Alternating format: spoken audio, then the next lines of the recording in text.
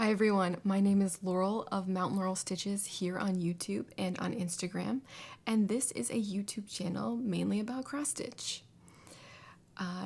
If you are someone who makes Flosstube videos, how many times do you have to record your intro before you are like comfortable just talking on camera? I think today I'm at like 10 times I've recorded the intro, and each time I'm like, no, that's not good, or that's not great, or I'm messing up the words here, but I'm just gonna keep going with this one. Let me know in the comments if you are someone who makes Flosstube videos, how many times you have to record your intro.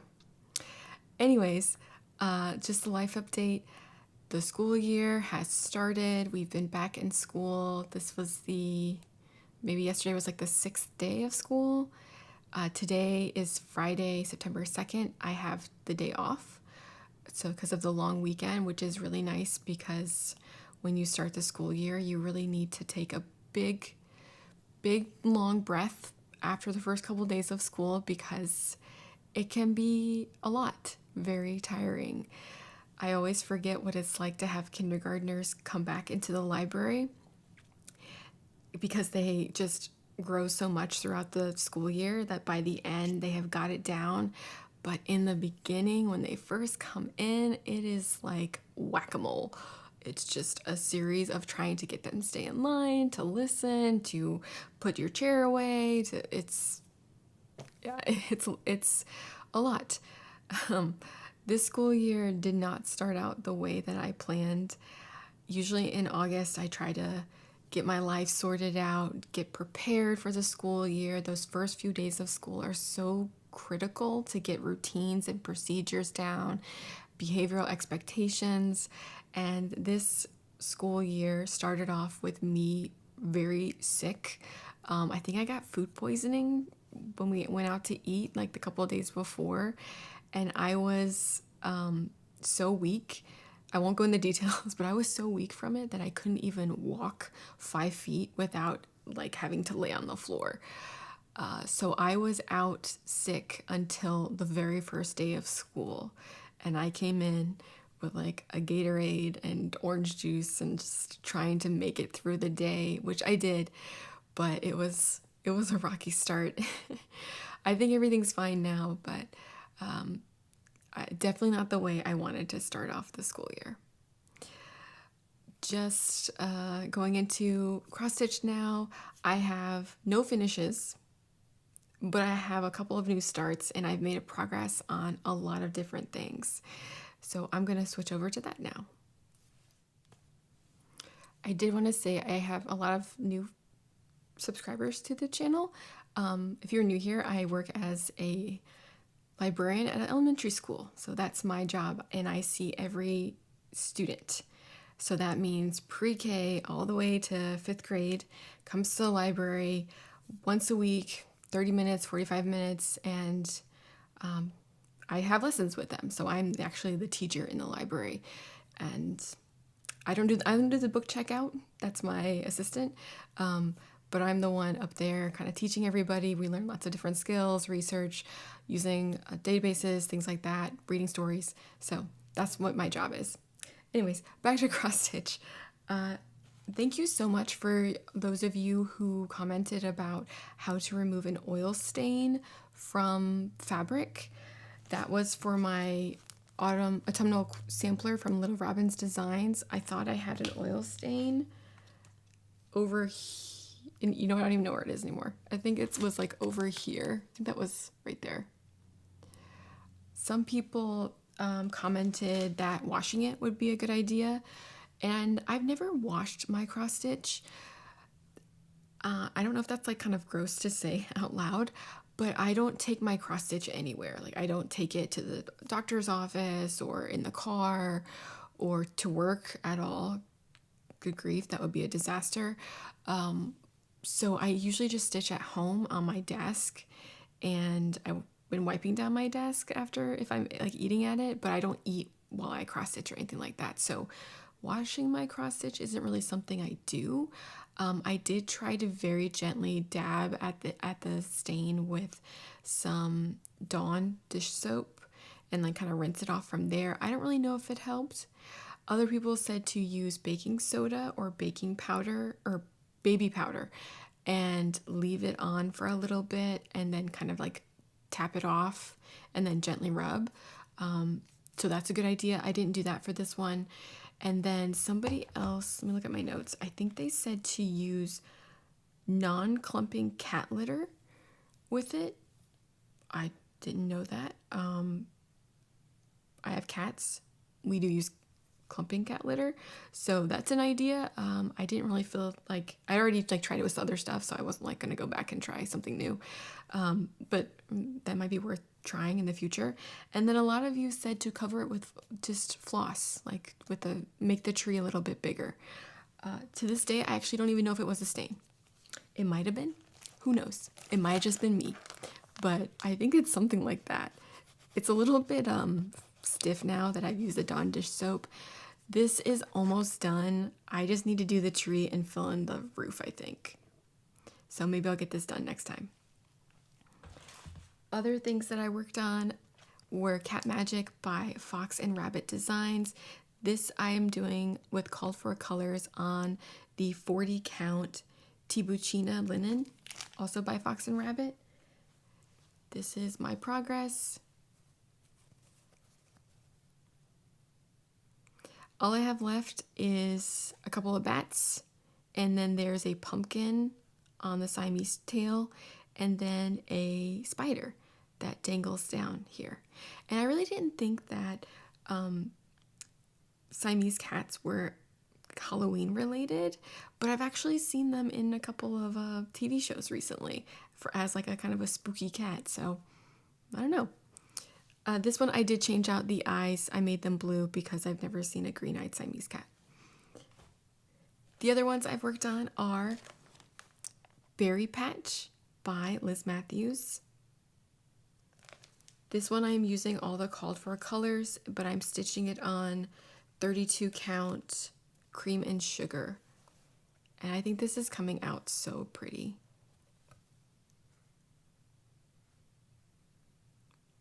Let me adjust my light a little bit because it got kind of dark in here.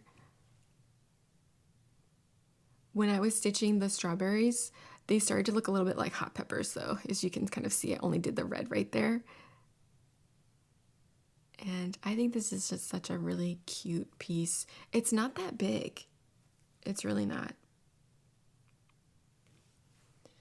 I'm gonna try to adjust my lights real quick. Okay, hopefully that looks a little bit brighter. I'm not sure. It's a sunny day outside, but I don't know. I usually film here in the office, or not the office, the guest room, which is kind of my office. That is one of my cats back there who's sleeping on a bed. Does anyone else have to make like a little bed for their cat? Because they literally cannot go to sleep unless you like soothe them to sleep. It's a thing. Anyways, the other project I was working on was Halloween Quaker by Lila Studio. This is just a fun piece. Everyone's starting to do it because it's September now and starting to get into spooky season. I think the Museum Stitcher and somebody else, I don't know. I haven't been watching Flosstubes lately. I think the Museum Stitcher, Bridget, said that she was starting it under a stitch along called Spooky Quaker Sal. If I can get the hashtag right, I'll put it like right here. So if you want to join in, everyone's doing it. And here's my progress on it. This is my second oldest WIP. This is from like 2020.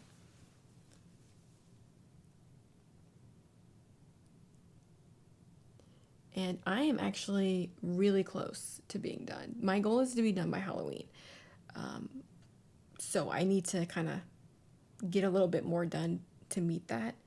I do have 2 months because I'm going to actually say like the actual Halloween day. I did these dancing skeletons. I did it in the wrong color. I'm not pulling it out. I think I did it in, it's not black coffee. It might be blackbird and it was supposed to be black coffee. And I did the little candle, and there is the, what is that called? What am I thinking? Candy corn little motif right there. And I feel like candy corn is a controversial topic. Are you somebody who can eat a lot of candy corn, or are you like I will buy candy corn and eat 1 or 2 pieces and be done with it? I am in the 1 or 2 pieces candy corn camp. I cannot eat like candy corn nonstop. It's just too much, too sweet. I posted this on Instagram a couple weeks ago, and somebody said that they finished theirs, and after they did this cat, they said that the cat looked like it had diarrhea, and now since they said that, I cannot unsee it. I can't. So I might pull that out and do something else. I just thought the cat was like walking in front of a motif, because that's what cats do, always getting in the way of things. But I don't know. I might pull that out and put something else there, or maybe a different color of a motif. But the end is like right here, and I will be finished. So this is a big chart. This is on 32 count. Picture this plus murky. I think this is the even weave. I don't know if that's like Lugana or something. And these are all the called for colors. I didn't change anything out. And I like Lila Studios pattern because it tells you if you do a different count, like how much skeins you need. And I just really appreciate that, because I could probably figure that out on my own, but if you already tell me, it's more convenient. The other stuff I'm working on are 2 new starts. This is the Autumn Alphabet Sampler by Willow Hill Samplings. You can get this on Etsy, and I think they also have a website. This is also a controversial cross-stitch piece, because no matter what I do, I keep seeing people saying that the called for colors do not match. Although I think someone did comment saying that they did what the chart called for and it turned out fine, but overall the overdyes don't seem to really match. I wonder if this was taken like outside this photo and that's why it looks the way it does. I don't know. I've been doing it and it doesn't really match. I'm doing mine on a piece of 22 count DMC fabric that I hand dyed myself. And I am working on the bottom. Everything so far is called for, but I am going to change out the pumpkin because the pumpkin color doesn't really match. I'm going to use Tropical Ocean. Right now, I'm going to do everything but the pumpkin and see if Tropical Ocean will really work, because I am doing it on like a blue-gray fabric, and now I'm not even sure if that's the right choice for anything. If you are interested in seeing other people do it, I think Bridget the Museum Stitcher, she's been working on it too, and we are doing a hashtag called Blue Pumpkin Sal. So if you want to join in and see what color pumpkin you end up choosing. I just saw Bridget's video and she's starting at the top up here, whereas I start at the bottom. So if you are interested, I think she said she might not do Tropical Ocean for the pumpkin, or she's going to change it too. So I'm going to wait and see what she does, because I don't want to fill that in, and just in case it turns out weird. But that's mostly because my fabric choice is a little bit different. I think they called for murky, and I just said, well, I don't have anything that doesn't look like murky for Halloween yet, so I'm going to try something different. The last new start I have is Heart in Hand Seasonal Etchings. This is a popular series that has been around the last couple of years. I think this just got released as one piece. And this is my progress.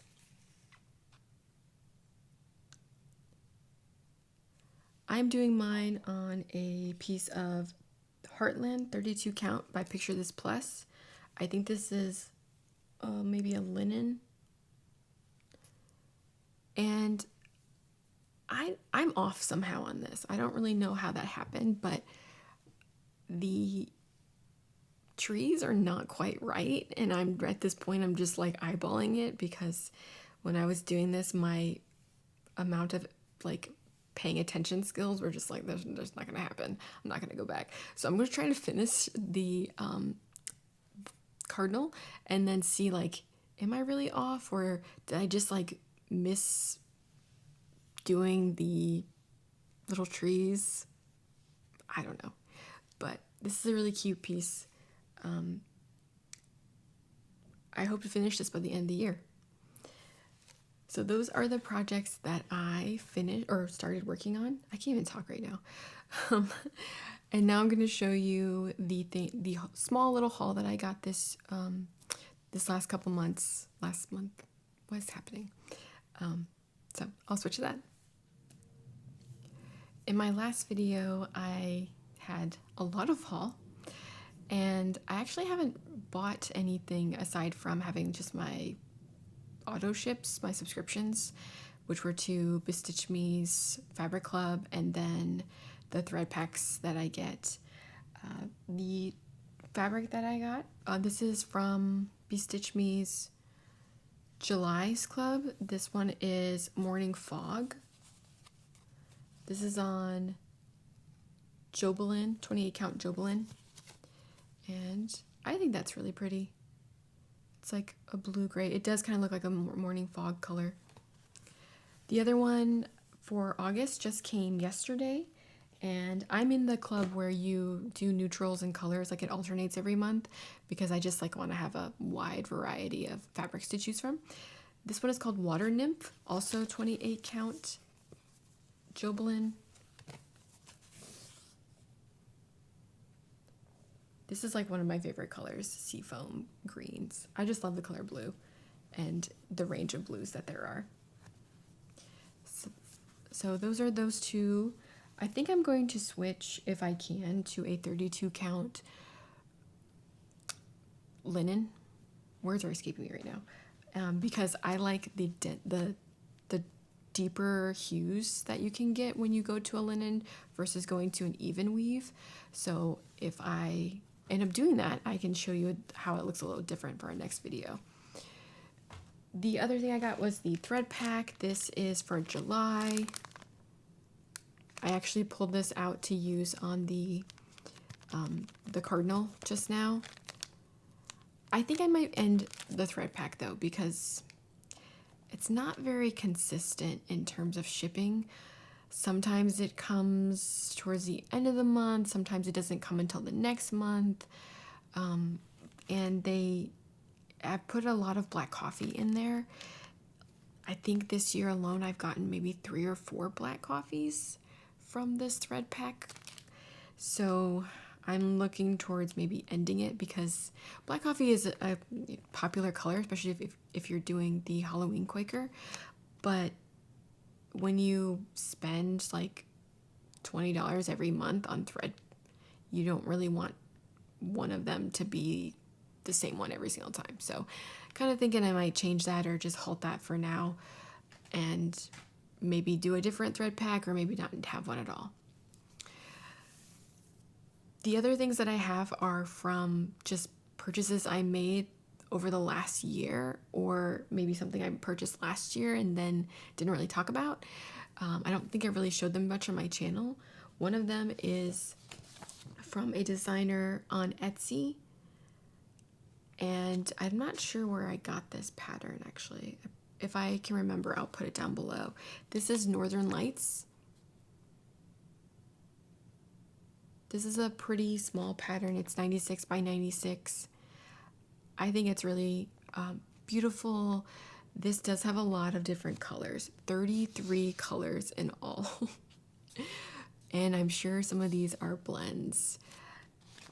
So I got this because it kind of reminded me of my sister-in-law. She's always going on traveling, and this kind of looks like her a little bit. So maybe one day I can finish this and give it to her as a gift. This is a great kit or like pattern, because on the back there are different ways to do cross stitch. So if you're still like a beginner, this is just it has lots of good charts and details and what specific stitches to do. It looks like this is a pattern from start to stitch. So I will link that below if you are interested. I've seen these girls, these ladies, with different backgrounds. Like some of them go to Europe, some of them have like mountains in the background. I like the look of them and how detailed it is. Looks like there's a couple different back stitches there. This other chart that I have is something that I really want to start this year. Lots of people like to do their beautiful ladies, the Bellafinas and Nora Corbett's, and those are so pretty, and I like the look of them, but I haven't really seen any that I would like to do. And if you're not familiar, I'll put some pictures of what those look like here. I did find I guess, lady to stitch, but she's like kind of a working girl lady. She's not one of a lady of leisure like I see the other ones being. And this is a design by the Cricut collection, Peaceful Places. And it is a shepherdess. This is the Cricut collection from, this is number 20, their leaflet. This is how it comes. This is from 1985. And it's kind of like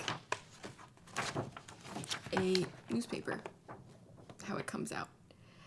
And I'm not sure how cross-stitch patterns were 30 years ago, 40 years, 35 years ago, whatever it is. But for these colors in the chart, it doesn't have them charted. It just like, it's blank in the middle. And you're supposed to be able to read, like, just fill it in. So like the sheep is just blank in the middle, and they just did the outline of it.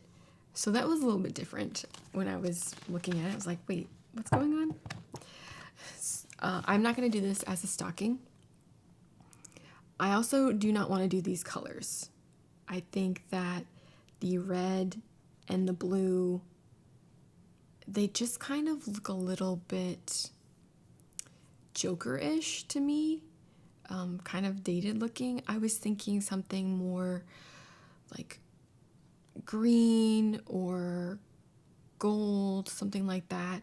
And this actually kind of reminds me of, do you ever see those, like, it used to be a book a couple of years ago, what's your color, like what's your season, and you'd be like what to wear based off of your season. If you were like a spring, you'd wear pinks because that was like your complexion and your eye color. If you were a summer, you'd be like blues and navies. If you were a fall, you could wear like orange and deep greens. And then if you were a winter, you would wear like reds and stronger colors. Does this sound familiar to anybody? I don't know if that's a thing anymore. But like looking at her skin tone, she has, oh, can't really see it, blue eyes and dark hair, and her cheeks are blushed. So I wanted to stay with something that was kind of similar in that skin tone. I'm not sure if you have any ideas. I really like this piece. I like that there's movement in her outfit and movement on the staff right here, and she's carrying a bell, and this little sheep even has movement. And I don't know if you like ever make a little backstory about what you're cross stitching. This is really weird today. But I like thought about how like she has to go to work, but she has to do like a head count of all the sheep, and of course one sheep is like missing, but she has to like get to work right away. And of course it's always the sheep that just needs all this help, and I named him like Barnaby. This is weird. This is why I work with kids. So, but she has to go get him, and because you know, if you are somebody who has a pet or has had pets before, there's always one pet who you're just like, you know what, without me you wouldn't have made it. You need a lot of help. And that's Barnaby. He needs a lot of help. He gets stuck a lot, so she has to go get him before she goes to work. Anyways, sorry, that was probably really weird. So if you have any ideas of what to do, what color choices to make, definitely not these deep reds and deep navies right here. I like the little hearts on the sleeve though. I'm going to keep that. I'm only going to do this part of it, I think. I'm not going to do any of this over here. Let me know in the comments below, or if you've stitched this before too. So this is Cricut Collection 20. I think they're Cricut Collection like 350 at this point. So this is one of their very first charts. And sheep come in a lot. They happen frequently throughout their charts. So there's even like a sheep pile Christmas tree I've seen. One last thing is the cross stitch mystery. A lot of you did solve that mystery. The first person was my aunt, who is my mom's twin. So thank you, Auntie Lane. You knew it like before, like within a couple of hours. And she found the kit online on eBay. It is a Paragon Country Collections number 2437. Also, a lot of you knew right away that it was a Jeremiah Junction pattern. And some of you even told me that it was from a leaflet called Seasoned with Love. So I have seen them around online, and if you're interested, they are on eBay and Etsy and different places they pop up. I think this is a kit that's like 1985 I saw. I'm not sure when the leaflet came out or which one came first. But the kit has everything. It has the lace, the little oval. So thank you for solving that mystery for me. I don't know if I will stitch that pattern, but I do like the saying that comes with it, so I might like take that saying and use it some other time. Well, that is all the cross stitch that I have today. Thanks for sticking with me through this video and my weirdness. At the end of my videos, I like to give a book recommendation that's geared toward elementary, middle school level. So if you're interested in that, stick around. Otherwise, thanks for joining me today. I have 2 books to recommend today. One of them is a graphic novel and one of them is a picture book. I'll start with the first one. It's a graphic novel called Katie the Catsitter, and it is about a little girl who wants to go to summer camp, but unfortunately her family doesn't have enough money to send her, so she starts to do odd jobs around her apartment building so that she can save up money to go to camp. And one of the odd jobs is to help babysit her neighbor's cats. And you would think, oh, okay, like how many cats could it really be? 1, 2, 3, maybe 4? No, it is 217 cats. And they're not normal cats. This is just a really fun series. I would recommend this to 3rd grade and up. Honestly, I read it and I really liked it, enjoyed it. It has some action and some superheroes in it, and it also ends up being a series. So their book 2 is now out. I haven't read book 2, but I definitely want to get it for our library. It's fun, bright, colorful, lighthearted if you're looking for something like that, and also for cat lovers. If you love cats or if you know somebody who loves cats, this would be a great book to recommend. The other book that I have is called Creepy Crayon. It is by Erin Reynolds, and Creepy Crayon is part of the Creepy series. So you might have heard of Creepy Carrots and Creepy Pair of Underwear. And now he has finally come out with a Creepy Crayon book. It's been about 5 or 6 years since his last book. This one is about a purple crayon that haunts the rabbit. And first he finds the crayon, and the crayon helps him do his schoolwork. And then it becomes a situation where he has to use the crayon to do everything. So if you're familiar with this series, it's a kind of monochromatic. Everything's in black and white except like the object that is creepy. This is great for kids who want something kind of spooky, but nothing like too scary, like kind of silly spooky. And I would say this is a great book for kindergarten through all of elementary school. So that's a fun one that just came out. Anyways, that's all the books and cross stitch I have for you today. If you made it this far, congratulations. Let me know what you were doing during this. Like maybe you were cross-stitching. What were you cross-stitching on? Maybe you were doing some knitting or other crafts projects. I actually like to watch Flosstube videos and do my stationary bike. So maybe you are someone who also like exercises or walks or something while you do it. I hope you have a great Labor Day weekend. I'm going to go catch up on some floss tubes that I have not seen and also cross stitch. So thanks for joining me, and I'll see you next time. Bye.